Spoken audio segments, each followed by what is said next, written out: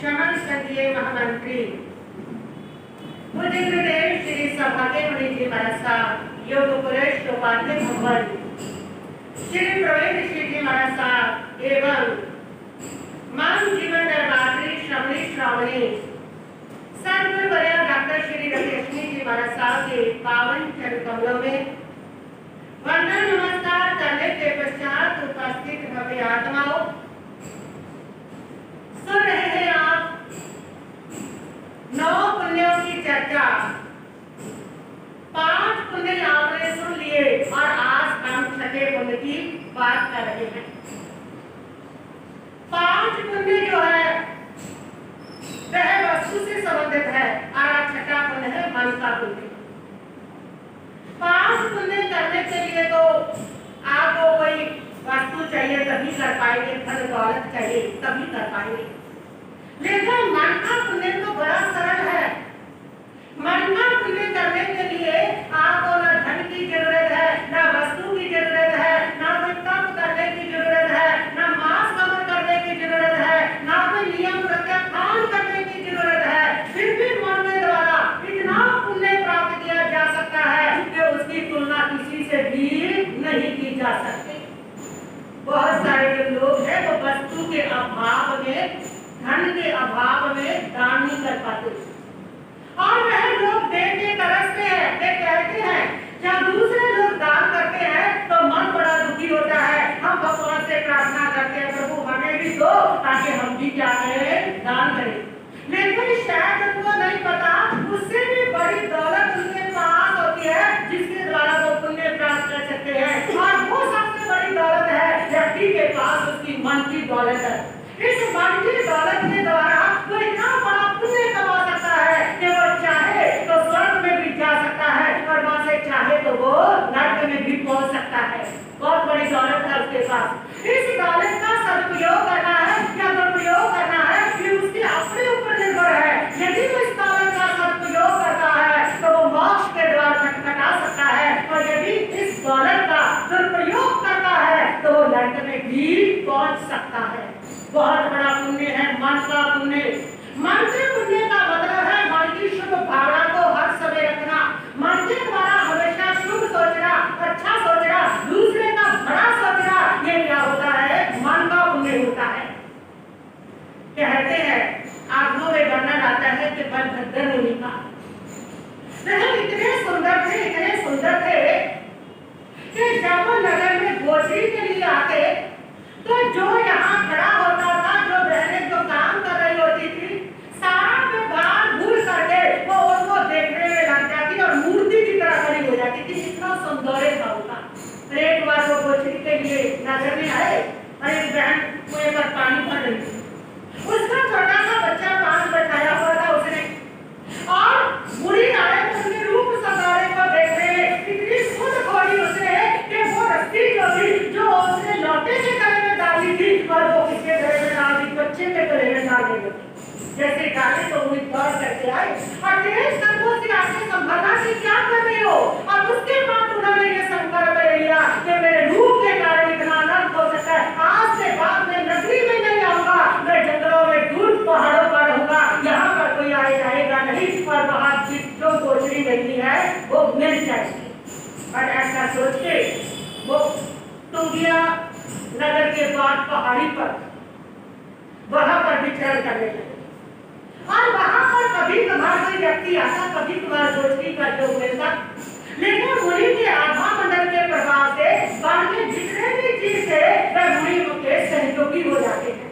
और मुनि जब ध्यान में बैठे तो एक ऐसा मृत था वहां पर जो मुनि के साथ आकर के बैठ जाता, पास बैठ जाता। जब वो ध्यान में बैठे तो वो भी चुपचाप बैठ जाता। उसको मुनि के सत्संग का रंग लग गया था। धीरे धीरे उसको महसूस हुआ कि इस मुनि को कई दिन तक गोचरी का योग नहीं मिलता है। तो वह जो मृत था उनके लिए गोचरी का प्रबंध करने में जुट जाता। वे दूर दूर तक घूम के आता और जहाँ पर लगता कोई व्यक्ति गोचरी खाना खा रहा है, खाना लेके आया है, मुनि को वहां पर लेकर के चला जाता और इस प्रकार मुनि को क्या करवाता, वो आहार करवाता। और एक दिन उसने देखा कि 6-7 दिन हो गए और मुनि को गोचरी नहीं मिली और उसने सोचा आज मैं ढूंढ के आता हूँ कहीं पर। और मैं दूर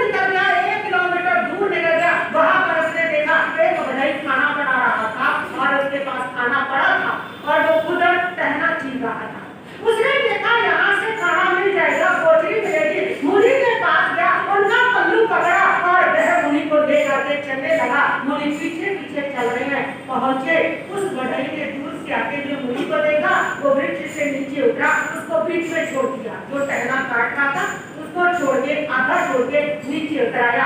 बड़ा प्रसन्न हुआ, मुनि आ रहे हैं, फिर तो कुछ ना कुछ दे करके खाऊंगा तो मेरा धन्य भाग हो जाएगा, बड़ा खुश होता है। मुनि पास आए और वह मुनि दे रहे हैं, वो खुशी खुशी दे रहा है और इधर जो मृग है वो खुशी खुशी देख रहा है।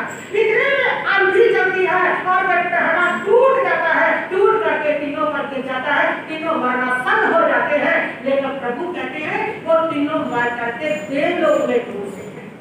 मुनि तो इसलिए कि वो तप संयम करते थे, इसलिए, और वो बधाई इसलिए कि वो दे रहा था और वो मृग का कुछ दे रहा था, ना देने के लिए कुछ था उसके पास, सिर्फ एक देने की भावना थी, एक शुभ भावना थी, सेवा की भावना थी। और शुभ भाव के कारण वह जो मृग है वो भी कहाँ पहुंचता है, देवलोक के उत्तम सुखों को प्राप्त करता है।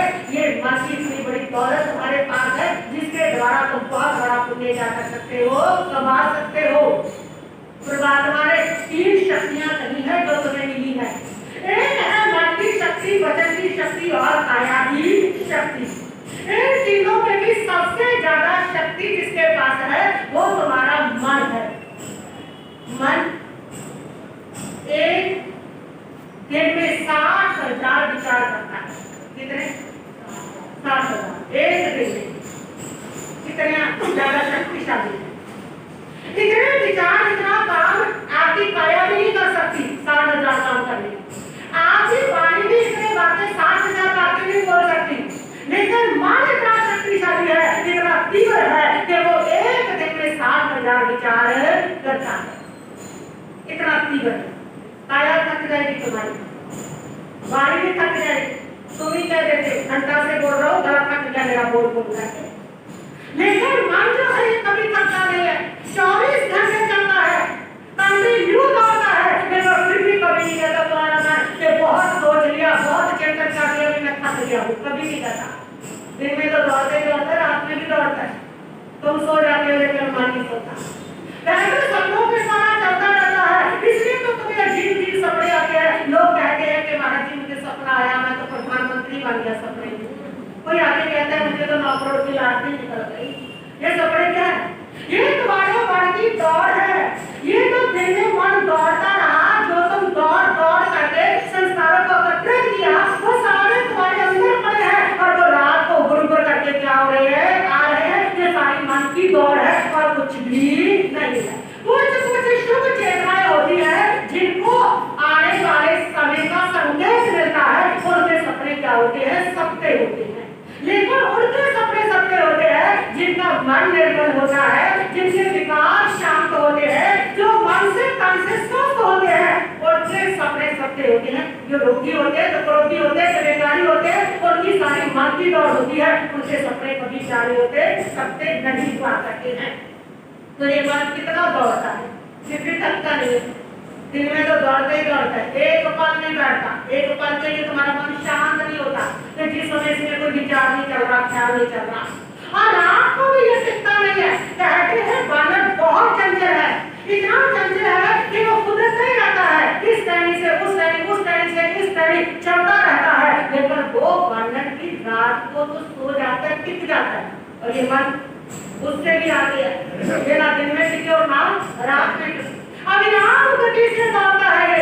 इतना दौड़ता है, इतना दौड़ता है, इतनी तेज गति है कि दुनिया की किसी भी वस्तु की, किसी भी व्यक्ति की, किसी भी देव की इतनी तेज गति नहीं रही है जितनी तेज गति किसकी गई है, मन की गई है। वैज्ञानिक कहते हैं हवा चंचल है, बहुत तेज चलती है, लेकिन हवा जो है एक सेकंड में सैकड़ों मील दूर जा सकती है, उसकी गति। उससे भी तेज प्रकाश की गति कही है साइंटिस्ट ने। वो एक सेकंड में 1,86,000 मील चलता है। उससे भी तेज गति जो है वो बिजली की है, वो एक सेकंड में 2,88,000 मील चलती है। उससे भी तेज गति साइंटिस्ट कहते हैं वो साउंड की है, ध्वनि की। और उससे भी तेज गति साइंटिस्ट ने कहा है वो मन की है। और उन्होंने बताया साइंटिस्ट ने कि मन जो है वो एक सेकंड में 22,63,000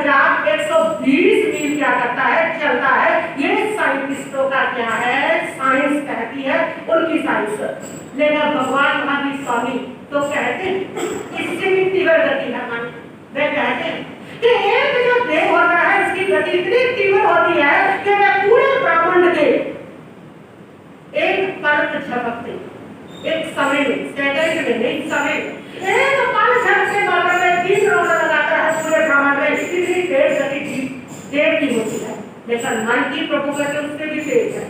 वो तो कितने राउंड लगा देगा, उसको तो पता ही नहीं है कितने लगा दे, उसकी तो कोई गिनती ही नहीं है, उसकी गति को तो नापा ही नहीं जा सकता। इतना तीव्र क्या है इस मन की गति है। और जितना तीव्र है ना ये चलने में, जितना दौड़ता, बहुत दौड़ता है। और उतना ही गजब की बात है कि ये बदलता परिवर्तनशील है, एक ऊपर से बदलता है। इतने तेज दौड़ने वाला व्यक्ति बदलने भी कमाल की बात है। जो तेज दौड़ेगा अगर तो बदलाव आता रहेगा, उसकी दौड़ तेज नहीं हो सकती। लेकिन इतना शक्तिशाली है कि तेज भी दौड़ता है और बदलता भी है। इसकी क्या है शक्ति, इतना जल्दी बदलता है। एक ही पल में किसी का अच्छा सोच रहा है और दूसरे पल में उसी का क्या सोचता है, बुरा सोचता। राक्षस की तरह से कभी आता है तो कभी क्या है डाउन है। कभी किसी का भला चाहता है, कभी किसी का बुरा चाहता है। अभी खुश है तो अभी क्या है दुखी है। एक ही पल वो एक्ट्रेस जितनी अपने चेहरे के भाव बदलता है ना, उससे भी ज्यादा ये अपने चेहरे के जो भाव है वो बदलने में क्या होता है, बदलने में ये मन तीव्र बहुत जल्दी बदलता है। और इसका बदलाव बड़े गजब का व्यक्ति समझ ही नहीं पाता कि अभी तो अपनों का अच्छा सोच रहा था और अपनों भी बुरा सोचने लग जाता है। जो सबसे प्रिय लग रहा है उसी से एक पल में नफरत होने लग जाती है कि मेरी तीव्र इसके अंदर क्या रहा हुआ है, बदला रहा है। और फिर उतने शक्तिशाली इतना शक्तिशाली है कि इसीलिए इसको पुण्य, अगर ये पुण्य करके लग जाए ना तो इसको किसी वस्तु की जरूरत नहीं, किसी धन की जरूरत नहीं है। इतना शक्तिशाली है ये, इतना पुण्य कमा सकता है कि एक ही भाव में व्यक्ति को मोक्ष में पहुंचा सकता है। इतना शक्तिवान कहा गया है। मन एक मनुष्य नाम बंध मोक्षों का नाम। मन ही आत्मा के बंधन का कारण है और मन ही आत्मा के उद्धार का कारण है। मन ही आत्मा को नरक में ले जा सकता है और मन ही स्वर्ग में भी ले जा सकता है। वो आता है ना तंदुल मत्स्य का वर्णन, वो तंदुल मत्स्य होता है, वो जो बड़ा मगरमच्छ होता है समुद्र में, उसकी भौं के ऊपर निवास करता है, आईब्रो पर बैठा रहता है। बिल्कुल छोटा सा होता है, चावल के दाने जितना, और इतना छोटा वो तंदुल मत्स्य है, वो मर करके सातवीं नर्क में पहुंचता है। कुछ जो है धारणा है वो कहते हैं सातवीं नर्क में, और कुछ कहते हैं सातवीं में नहीं, नर्क में भी पहुंचता है। तो पहले तंदुल मत्स्य मार करके नर्क में जाता है। क्यों? वो क्या करता है इसका हाथ नहीं, पाँव नहीं, बोलने के लिए वाणी नहीं, किसी को कड़वा नहीं बोल सकता, किसी बात नहीं कह सकता, किसी के थप्पड़ भी नहीं मार सकता, फिर भी वो इतना कर्मों का बंद करता है, इतना पाप करता है कि नर्क में पहुंचता है। क्यों करता है? क्योंकि जब वो बड़े मगरमच्छ की आंख पर बैठा रहता है, बड़ा मगरमच्छ समुद्र में आलस में मुंह खोल के पड़ा है, सो रहा है, और हजारों मछलियां मुंह में उसके आ रही है, जा रही है, आ रही है, जा रही है, वो ऊपर बैठा बैठा सोता रहता है। ये कितना आलसी है, कितना निकम्मा है, कितना मूर्ख है, हजारों मछलियां आ रही है, जा रही है, यदि इसको चबा दूं, मैं होता इसकी जगह पे सबको चबा जाता, सबको खा जाता, बस इतना ही सोचता रहता है। कर्म कोई नहीं कर पाता, इतना ही सोचता है। इतना सोचने से इतने पाप कर्म का बंद करता है कि मर करके कहाँ जाता है, नर्क में जाता है। ये मन की ताकत, बिना कृत्य किए ये मन तुम्हें नर्क में भी ले जा सकता है, और बिना कृत्य किए ये मन तुम्हें स्वर्ग में भी ले जा सकता है। ये मन की ताकत है। ऐसे शक्तिशाली मन को अगर शुद्धि और तोड़ दोगे तो ये मन तुम्हारा ऐसा मित्र बनेगा कि सारे पुण्य फीके कर देगा, कितना पुण्य तुम्हें देगा कि तुम्हारे जीवन को सुखों से भर देगा। और अगर इस मन को अशुद्धि और तोड़ दिया, अगर शुभ में ना लगाया, फिर ये मन इतना शक्तिशाली है तो शुभ में लगेगा ही लगेगा, और शुभ में लग करके और इतना तुम्हारा हरास करेगा, इतना नुकसान करेगा तुम्हारा कि तुम्हें दुखों की ओर धकेलता चला जाएगा। बड़ा शक्तिशाली है, नहीं संभालोगे तो नुकसान करेगा। नहीं संभालोगे, नहीं इसके ऊपर ध्यान दोगे, नहीं इसको वक्त दोगे, नहीं इसको शिव का कोई कार्य दोगे, तो ये तुम्हें मारेगा ही मारेगा। कहते हैं कि एक शेर ने एक जिन सिद्ध कर दिया। उसने सुन रखा था कि जिन जो होता है उसको सिद्ध कर दो तो वो जिन व्यक्ति के सारे काम करता रहता है, बस व्यक्ति के राम ही राम है, शांति शांति है, और उसके बाद उसको कोई जरूरत नहीं। उसने जिन को सिद्ध कर दिया, जिन सिद्ध हो गया। जिन्होंने कहा ठीक है बताओ काम आपके सारे दूंगा, लेकिन मेरी एक बात सुन लो, जब तुम्हारे पास काम खत्म हो गए, कोई काम नहीं रहा, उसके बाद मैं तुम्हें खाऊंगा। काम देना ही पड़ेगा। वो कहता बहुत काम है, इतने काम इंसान के पास जिंदगी बीत जाती है, काम नहीं खत्म होते, काम की क्या कमी है? बहुत काम है, तुम्हें मौका ही नहीं मिलेगा, तुम खाली रहो, तुम फ्री रहो, तुम्हें मौका ही नहीं दूंगा, तुम्हें मुझे खाना पड़े। जिन्होंने कहा कि तू मैं खाली नहीं कर सकता, अगर मुझे खाली करोगे तो तुम्हें खा सकता। उसने कहा हो गई ठीक है। तो उसने कहा ठीक है चालू हो रही है अपनी साधना, चलो बताओ काम शुरू करो, बताओ क्या काम करना है। सेठ ने बता दिया अपने कस्टमर का बाजार में जाओ, ये सामान उठा के लाओ, ये करना है वो करना है। तो लाया मुझे ना था, इधर जाओ, इधर ले लो अपना सामान, ले लो सारा चीज फटाफट 1 मिनट में हो गया। सेठ का हवेली बन रही, उसने कहा सीमेंट लाओ उठेगा यहाँ से 1 मिनट में सीमेंट ईंटों के ढेर लग गए, ये लो भी हो गया। और बस 20 काम करवाए, फिर कहा काम बताओ।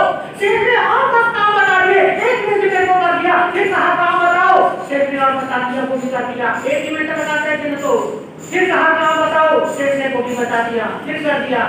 आज सेठ के तो सारे काम खत्म होने लगे, फिर उसने कहा काम बताओ। सेठ ने कहा कि अब औरतों के मेरे पास काम नहीं है। उसने कहा अगर काम नहीं है तो तुम्हें खाऊंगा। तब सेठ के दिमाग में आया, उसने कहा ठहर मैं तुम्हें काम बताता हूँ, क्या बताता हूँ। उसने सेठ ने एक जगह धरती पर जाकर के एक डंडा गाड़ दिया। उसने डंडा गाड़कर ने कहा कि बस आप तुम्हारा ये काम है, इस डंडे पर चढ़ते रहो और उतरते रहो, और यही काम है तुम्हारा। और जब काम होता है तब बुला लेता है, बाकी के काम दे देता है। इसी प्रकार तुम्हारा मन है। अगर इसको तुम कोई काम नहीं दोगे तो ये मन तुम्हें अशुभ की ओर ले जाएगा, ये मन तुम्हें विकारों में ले जाएगा, ये मन तुम्हारा नुकसान करेगा। इसलिए मन को तुम्हें शुभ का कोई काम देना पड़ेगा, तभी तुम्हारा जो मन है वो तुम्हारे लिए मित्र सिद्ध होगा, नहीं तो जिन सिद्ध होगा जो तुम्हें क्या कर जाएगा, खा जाएगा। बड़ा शक्तिशाली है मन। मन को शुभ की ओर मोड़ो तो पुण्य कमाने का ये साधन है। इस मन के द्वारा हमेशा सबका अच्छा सोचो, बड़ा सोचो, शुभ सोचो, तो मन से पुण्य का बंद होता है। जब अच्छा सोचते, अच्छा सोचने से दूसरे का अच्छा हो रहा हो, तो तुम्हारा अच्छा क्या हो जाता है, जरूर हो जाता है। जानते हैं अच्छा सोचना पुण्य का बंद है, लेकिन फिर भी सोच नहीं पाते। एक पैसा खर्च नहीं होता, बाकी 5 पुण्य करने में तो पैसा खर्च होता है, लेकिन मन का पुण्य करने से एक पैसा खर्च नहीं होता, लेकिन फिर भी नहीं कर सकते, क्योंकि जब भी सोचते हैं तो किसी का क्या सोचते हैं, बुरा सोचते हैं। पड़ोसी का बुरा सोचते हैं, बैठे रहते हैं, पड़ोसी का सत्यानाश हो जाए। इससे यहाँ गाड़ी की बात, ऊपर से बधाई देने जाएंगे, अंदर से कसाई है उसके लिए पूरी तरह से, अंदर से जो है वो छुरियां कर रही है कि इसके यहाँ अच्छा क्यों हो गया। इस मन से हम कभी शुभ नहीं सोचते, जब भी सोचते हैं बुरा सोचते। हम हमेशा दुश्मन का बुरा सोचेंगे, अपनों का भी बुरा सोचते हैं, पड़ोसियों का भी बुरा सोचते हैं। तुम्हारे बुरा सोचने से किसी का बुरा नहीं होने वाला, लेकिन तुम्हारा बुरा होता है। बुरा सोचने से बुरे काम का बंद होता है। जब बुरे काम का बंद होता है तो उसका वेदन जब करना पड़ता है, तुम ही दुखी हो जाते हो और तब तुम्हें भी दुख भोगना पड़ता है। वो सुनी है ना तुमने कहानी, वो कहावत भी कि दूसरे का मुंह काला करना हो तो अपने हाथ पहले क्या होते हैं, काले होते हैं। इसी प्रकार दूसरे का बुरा करते हो तो पहले अपना बुरा होता है। वो सुनी है कहानी, बचपन में पढ़ते थे ना कि एक गधा था, एक कुम्हार था, उसके पास एक गधा था, बहुत प्यारा गधा था उसका, मिट्टी ढोने का वो काम लेता था उस गधे से। और एक दिन उसका गधा बीमार हो गया और वो एक डॉक्टर के पास गया। उसने डॉक्टर को कहा कि डॉक्टर साहब गधा बीमार हो गया, कोई दवाई दे दीजिए। डॉक्टर ने उसको अच्छी सी दवाई लेकर के दे दी, साथ में एक नाल, एक बांसुरी जैसी वस्तु दे दी और कहा कि ये ले लो, नाल बोलते हैं इसको, ये दवाई को पीस करके इस नाल में भर देना, गधे के मुंह में लगा करके इधर से जोर से फूंक मारना, दवाई गधे के पेट में चली जाएगी, इसको तुम्हारा गधा तो टनाटन हो जाएगा। उसने कहा ठीक है, वो गया, आधा घंटा नहीं हुआ था, वो तो खांसता हुआ छींकता हुआ वापस आया, आके डॉक्टर की गर्दन पकड़ ली, गले में हाथ डाला और उसने कहा कि देखो डॉक्टर कैसा डॉक्टर है तू, ऐसी दवाई देते हैं क्या, देख मेरा कैसा हाल हो गया है। उसने कहा क्या हुआ, दवाई तूने खाई क्या, तो गले को दी थी। उसने कहा नहीं, दवाई मैंने नहीं खाई, दवाई गले को दी। हुआ यूं कि वो बांसुरी की पागड़ी में वो उसकी नाक में दवाई डाल करके मेरे गधे के मुंह में लगाई और जैसे मैंने उसे फूंक मारने लगा उधर से पहले गधे ने फूंक मार दी और मेरा क्या हो गया, बुरा हाल हो गया। अक्सर ऐसा होता है, अक्सर नहीं सदा ऐसा होता है। जब जब हम दूसरे का बुरा सोचते हैं ना तो पहले फूंक बच जाती है और हमारी क्या हो जाता है, बुरा हो जाता है। हमारे तब तुम्हारे पहले फूंक मारेगा, जब जब बुरा कर्म करोगे पहले फूंक बजेगी, जब जब बुरा सोचोगे पहले फूंक बजेगी, जब जब बुरा कहोगे पहले फूंक बजेगी और इससे स्वयं का क्या हो जाता है, बुरा हो जाता है। इसलिए मन से पाप भी कमाया जाता है और मन से पुण्य भी कमाया जाता है। जब मन के द्वारा तुम सबका अच्छा सोचते हो, शुभ सोचते हो, तो इस मन से पुण्य का बंध होता है। लेकिन वो मन है वो किसी को दिखता नहीं हम अंदर क्या करी जा रहे हैं, इसलिए हम शुभ सोचते हैं, बुरा ही सोचते हैं। पड़ोसी का सोच लो, बैठे बैठे बुरा, कौन सा पड़ोसी को बुरा लगना है, ये जेठानी दरानी बड़ा तंग करती है, सोचते रहो इतना बैठे बैठे बुरा, क्या पता चला है किसी को मैं क्या सोच रहा हूँ, वो दिखता नहीं, इसलिए उसके अंदर बुरा बुरा सोचते रहते हो। लेकिन याद रखो वो तुम्हारा बुरा सोचा किसी को पता लगे ना लगे, लेकिन तुम्हें पता जरूर लग जाएगा। जब वो अपना फल देगा ना तो वो लग जाएगा, क्योंकि पाप है बुरा सोचना और पाप की प्रकृति है कि वो हमेशा प्रकट होकर रहता है, पाप कभी छिपता नहीं है। जिसने भी पाप किया सबका पाप प्रकट हुआ है, वो चाहे रावण रहा, चाहे दुशासन रहा, चाहे द्रोण रहा, बड़े से बड़े लोग हुए हैं, वो सब ने छिप करके पाप किए, लेकिन उनके पाप छिपे नहीं। इसलिए मन से पाप करोगे वो भी प्रकट होगा और मन से अच्छा करोगे वो भी प्रकट होगा, वो भी मीठे फल लेकर के जीवन में क्या होगा, खड़ा होगा। इसलिए मन से मन पुण्य, परमात्मा ने कहा बड़ा सरल, बड़ा सरल, इसमें कोई पैसा खर्च नहीं, कोई वस्तु नहीं आपको देनी पड़ती, कुछ नहीं करना पड़ता, मात्र आपको मन के द्वारा शुभ में लगा है, मात्र शुभ सोचना है, सबका भला सोचे, सबका अच्छा सोचे। तीर्थंकर परमात्मा प्राणी मात्र का भला सोचते।